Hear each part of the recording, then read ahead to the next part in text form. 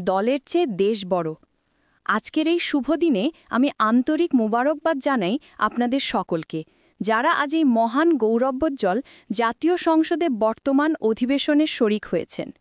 আপনাদের কাছে আমার বক্তব্য উপস্থাপনার আগে আজ আমি আবার শ্রদ্ধার সঙ্গে স্মরণ করছি সেই বীর শহীদদের, যাদের চরম আত্মত্যাগের ফলে আমরা স্বাধীন ও সার্বভৌম গণপ্রজাতন্ত্রী বাংলাদেশের নাগরিক হিসেবে সারা দুনিয়ায় নিজেদের পরিচয় দিতে সক্ষম হচ্ছি। আমি স্মরণ করছি সেই সব মহান ব্যক্তিত্বকে, যারা বিভিন্ন সময়ে ও বিভিন্ন পর্যায়ে বাংলাদেশি জাতীয়তাবাদের এবং স্বাধীনতার আদর্শে উদ্বুদ্ধ করেছেন এদেশের মানুষকে। সংসদে নির্বাচিত হবার পর যেসব জননেতা মৃত্যুবরণ করেছেন, আমি তাদের কথাও সশ্রদ্ধ চিত্তে স্মরণ করছি। জাতীয় সংসদে এটা ষষ্ঠ অধিবেশন। প্রথম অধিবেশন অনুষ্ঠিত হয়েছিল ১৯৭৯ সালের ২ এপ্রিল।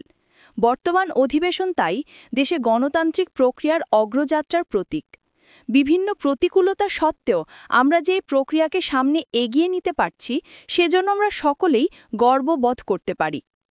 গণতান্ত্রিক পদ্ধতির সুষ্ঠু বিকাশের জন্যে জাতীয় সংসদে দায়িত্বশীল ও সক্রিয় বিরোধী পক্ষের অস্তিত্ব অপরিহার্য।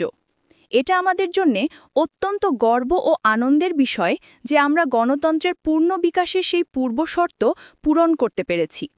সার্থকভাবে এই পরিস্থিতির সুযোগ নেয়া এখন আমাদের সকলের মহান দায়িত্ব। পরমত সহিষ্ণুতা ও পারস্পরিক শ্রদ্ধাবোধের পরিচয় দিয়ে আমরা যদি একটা সুষ্ঠু সংসদীয় কর্মপদ্ধতি ও ঐতিহ্য গড়ে তুলতে পারি, তাহলে তা প্রকৃত গণতান্ত্রিক বিকাশে বিপুল সহায়ক হবে।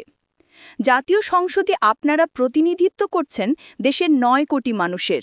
এদের মধ্যে ৯০% বাস গ্রামে। পল্লীর নিরাভরণ সহজ সরল পরিবেশে তারা লালিত বর্ধিত। শহরের নাগরিক জীবনধারায় পরিপোষক সুযোগ সুবিধা থেকে তারা বঞ্চিত। কিন্তু শহরের মানুষের মতোই উজ্জ্বল সোনালী ভবিষ্যতের স্বপ্ন তাদের চোখে। যুগ যুগ ধরে শোষণ আর বঞ্চনার শিকার এই বিশাল জনগোষ্ঠী চায় একটি উন্নততর সামাজিক পরিবেশ আর অর্থনৈতিক ব্যবস্থা, যা তাদের মানব জীবনের গ্লানি থেকে মুক্তি দেবে। গত কয়েক বছরের অভিজ্ঞতায় আমরা এই সত্য উপলব্ধি করেছি যে শান্তিপূর্ণ বিপ্লব ছাড়া আমাদের জনগণের সর্বাঙ্গীন মঙ্গল নিশ্চিত করা সম্ভব নয়। বস্তুত আমাদের জাতীয় জীবনের সকল পর্যায়ে, অর্থাৎ কৃষি, শিল্প, শিক্ষা, সংস্কৃতি, জনস্বাস্থ্য, পরিবার পরিকল্পনা, প্রশাসনিক কাঠামো ইত্যাদি সব ক্ষেত্রেই এই বিপ্লব শুরু হয়ে গেছে।